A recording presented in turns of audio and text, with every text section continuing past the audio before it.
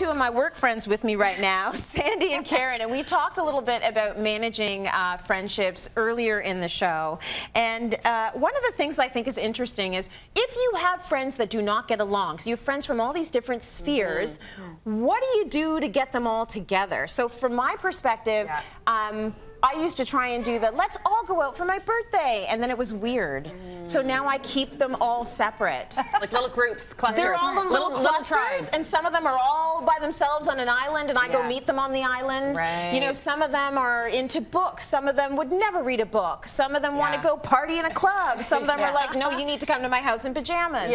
So it's all different, and I respect that, and I keep them all apart. So you keep them apart? I keep them apart. We got a comment here from Melissa Fowers. So we're on Facebook Live right now. My best friend of almost 20 years lives 3 hours away. We go months without talking and pick up like we never missed a beat. It's awesome. Those are the good friends, and right? I have some of those. Yeah. You have some of those? Oh, yeah, because we're from Alberta. Right. So a lot of my good friends are still in Alberta. Yeah. And you know, it's really funny. I apologized once. Here's how good my friends are. Janelle, my girlfriend Janelle, she said to me, Sandi, you have 7 children and 6 grandchildren and a mother-in-law and a mother, and you have 5 siblings, etc.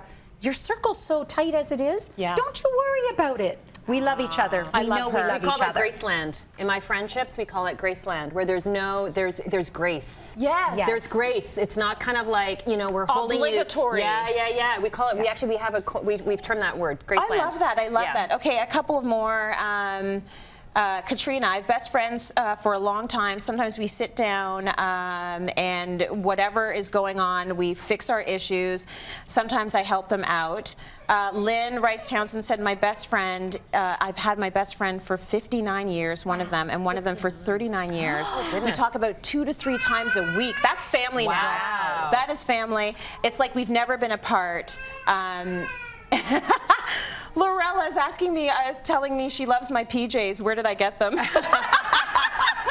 They're from Joe Fresh. I love Joe Fresh. I do Facebook Live posts with the viewers, and I always do it without makeup and in my pajamas. So now I've got famous Joe Fresh pajamas. I'm switching over into a summer pajama, so you have to stay tuned to see what those are. What do you guys do with friends that don't get along? Do you do what I do?